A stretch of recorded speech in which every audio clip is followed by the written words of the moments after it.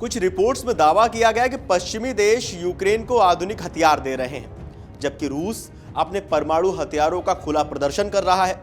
दोनों तरफ की प्रतिस्पर्धा, ये शक्ति प्रदर्शन अब वैश्विक सुरक्षा के लिए गंभीर खतरा बनता जा रहा है। चलिए लगाते हैं दूरबीन और समझते हैं कि आखिर ये पूरा मामला है क्या। एक तरफ शक्ति प्रदर्शन हो रहा है, एक तरफ हथियार देने की बात चल रही है। चलिए समझते हैं।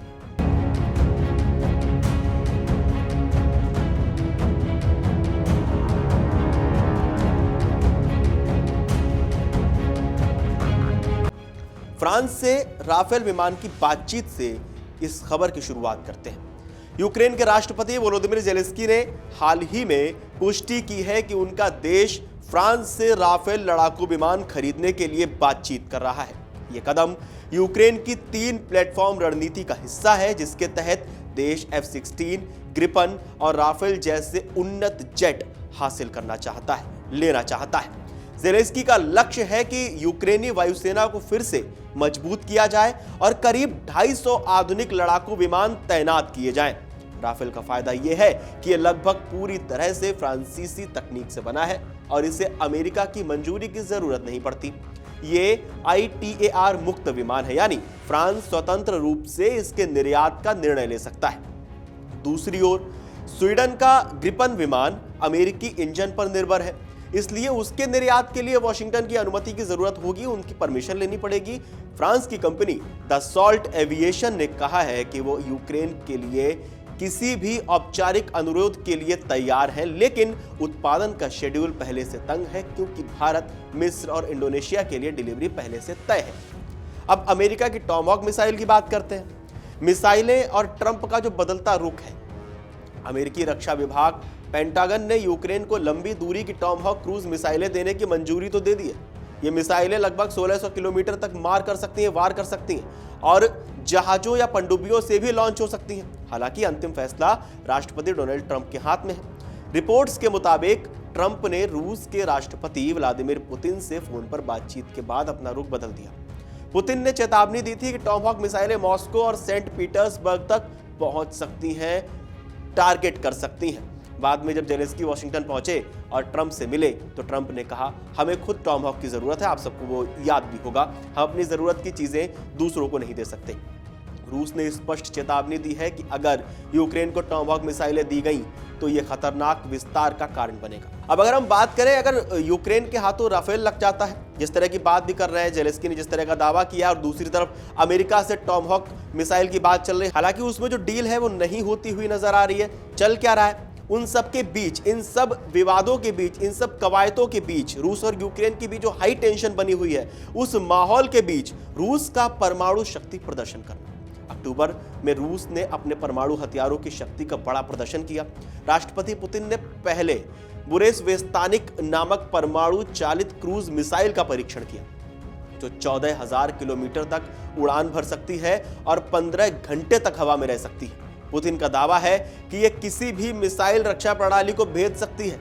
इसके साथ ही रूस ने पोसिडन नामक परमाणु संचालित पानी के नीचे चलने वाले ड्रोन का भी सफल परीक्षण कर लिया है। यह ड्रोन समुद्र में रेडियोधर्मी सुनामी पैदा कर सकता है, जिससे तटीय शहरों को भारी नुकसान हो सकता है। पुतिन ने कहा है कि पोसिडन की शक्ति रूस की सबसे बड़ी सरमत बैलिस्टिक मिसाइल से भी ज्यादा है। वहीं कुछ विश्लेषकों का मानना है कि ये दोनों हथियार डूम्सडे डिवाइस, यानी अंतिम विनाश के हथियार हैं, जो दूसरे देश के हमले के जवाब में इस्तेमाल के लिए बनाए गए हैं। हालांकि विशेषज्ञों के मुताबिक रूस को अभी भी इनके सुरक्षित संचालन में तकनीकी कठिनाइयों का सामना करना पड़ रहा है। 9M729 मिसाइल का इस्तेमाल यूक्रेन के विदेश मंत्री एंड्री सिबिहा ने आरोप लगाया कि रूस ने हाल ही में यूक्रेन पर 9M729 यानी SSC-8 मिसाइलों से हमला किया है। यही मिसाइल 2019 में अमेरिका और रूस के बीच हुई INF संधि यानी मध्यम दूरी की परमाणु मिसाइल संधि के टूटने की वजह बनी थी। यूक्रेनी अधिकारियों के मुताबिक अगस्त 2025 से अब तक रूस ने कम से कम 23 बार इस मिसाइल का इस्तेमाल किया है। इनमें से एक मिसाइल ने 1200 किलोमीटर से ज्यादा दूरी तय की।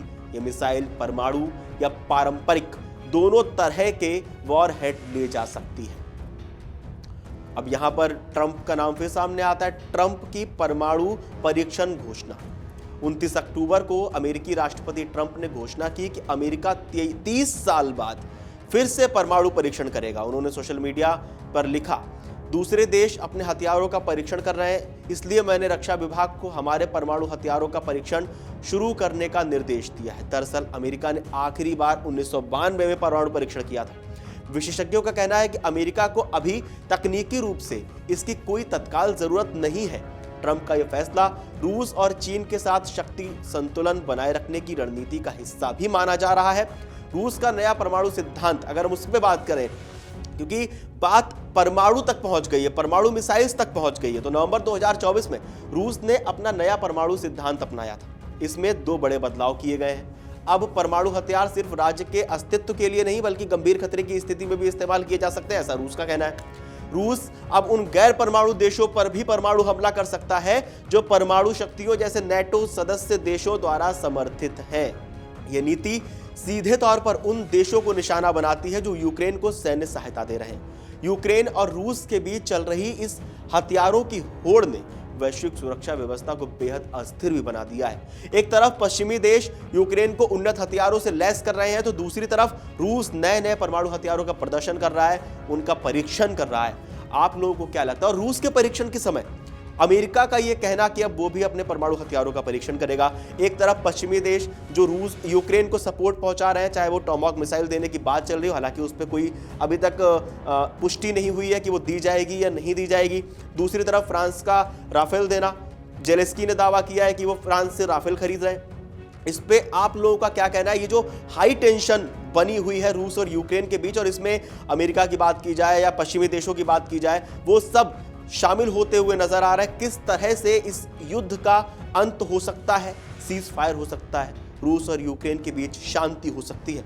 हमें कमेंट करके जरूर बताएं और देश और दुनिया की तमाम बड़ी खबरें जानने के लिए देखते रहिए अमर उजाला। अगर आप ये वीडियो YouTube पर देख रहे हैं तो हमारे चैनल को सब्सक्राइब कर बेल आइकन दबाएं, और Facebook पर देख रहे हैं तो हमारे पेज को लाइक करें।